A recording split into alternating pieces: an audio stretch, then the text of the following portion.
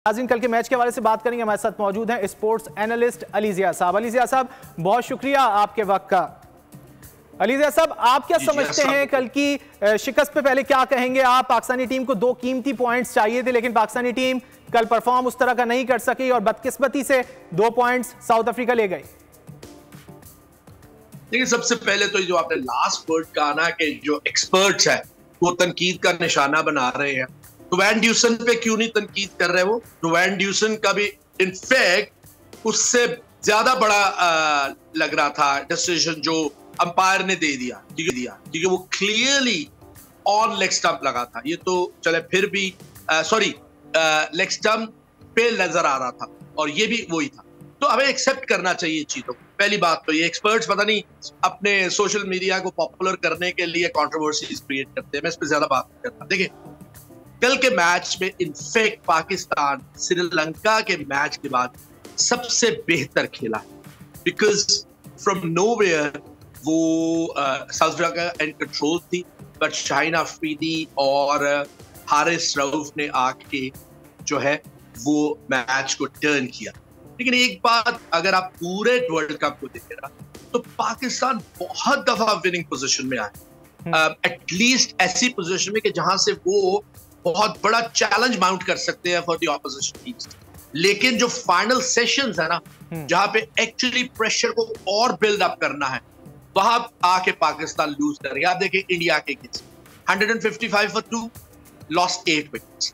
In against Australia 179 for 2, जबकि उस वक्त ऑस्ट्रेलिया 181 for नो लॉस था, और एंड में 10 ओवर में ऑस्ट्रेलिया ने कोई खास रन नहीं किए थे। Pakistan lost that match. Then again कल के मैच का ज्यादा जिक्र कर लेते हैं कि अफगानिस्तान ने तो ऑब्वियसली आउट क्लास किया। पाकिस्तान टीम एक्सपेक्ट ही नहीं कर रही थी कि उस जगह पे, so the may be got relax, और बॉलिंग बहुत ऑर्डिनरी रही है ओवरऑल, एक्सेप्ट कल के मैच में पाकिस्तान ने कुछ गट्स शो किए। बात यह कि 2-3 टेक्निकल गलतियां थी मेरे लिहाज से, हालांकि ओवरऑल कैप्टनसी बाबर ने अच्छी की। एक ये कि हमने वो 4 ओवर्स आया, आई स्टिल थिंक कि साउथ शकील को पहले आना चाहिए था इफ्तिखार से। इफ्तिखार के लिए अगर आप उसकी पास्ट हिस्ट्री भी देखें, is been a match winner, tough situation में वो रन्स करता है, but not when around 20+ overs are left, even almost 25+। Usually उसको 10-15 ओवर मिले तो वो एक जो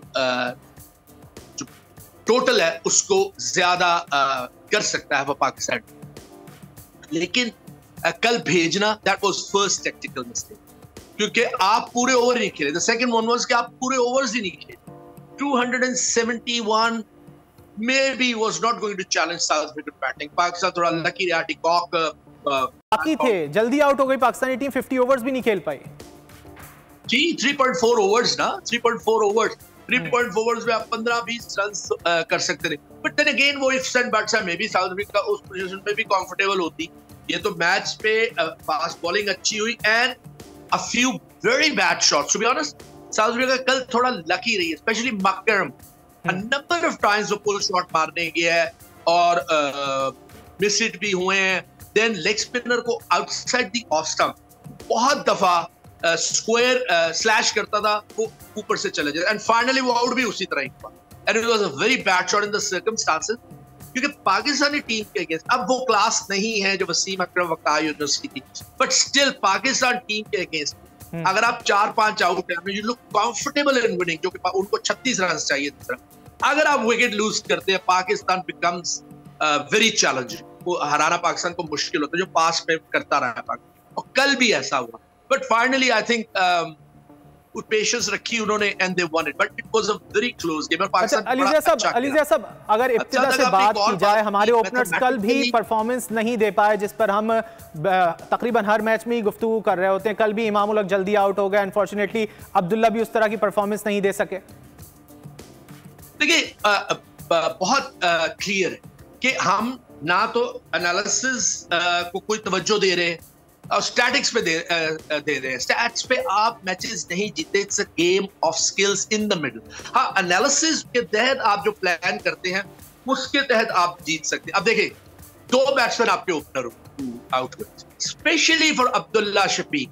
उन्होंने फील्डर को काफी बाहर रखा था। Didn't have short fine leg थी, सिर्फ स्क्वायर लेग थी एंड इट वाज वाइडर, क्योंकि अब्दुल्ला उसी एरिया में ऑलमोस्ट एवरी शॉट खेलता है, एक्सेप्ट जो वेस्ट हाई से थोड़ा सा ऊपर हो तो मिड विकेट पे खेलता है फुल शॉट, अदरवाइज उधर भी और ऊपर खेलने की कोशिश करता है। On the day if you are lucky there is pace तो वो छक्का हो जाता है, if you mistime it went right into his hand. और दूसरी बात इमाम के बारे में, इमाम को वो बॉलिंग करते हैं 2 टाइप के बॉल्स पे, इमाम लगातार आउट हो रहा है। एक पुल शॉट पे वो उसको हाई करते हैं ऑन द ऑफ स्टंप और वो लिफ्ट करने चला जाता है, बिकॉज वो स्क्वायर ऑन बहुत हो जाता है। वंस यू स्क्वायर ऑन ना, आप बॉल को छोड़ भी नहीं सकते, क्योंकि आप ऑफ बैलेंस हो जाओगे अगर स्वे करोगे या नीचे बैठोगे, आपको कंट्रोल नहीं होगा। सो आपको खेलना ही पड़ता है उसको भी ऊपर।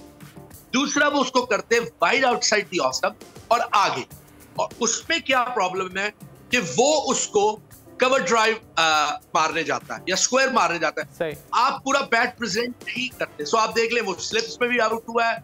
बिल्कुल बिल्कुल, हम देख रहे हैं कि जिस तरह के शॉट्स मार के आउट हो रहे हैं वो बेसिकली जिसे कहते हैं ना कि पॉइंट ऑफ कंसर्न है। साथ ही रहिएगा लिजिया साहब, सब्सक्राइब करें और बेल दबाएं ताकि कोई खबर रह न जाए।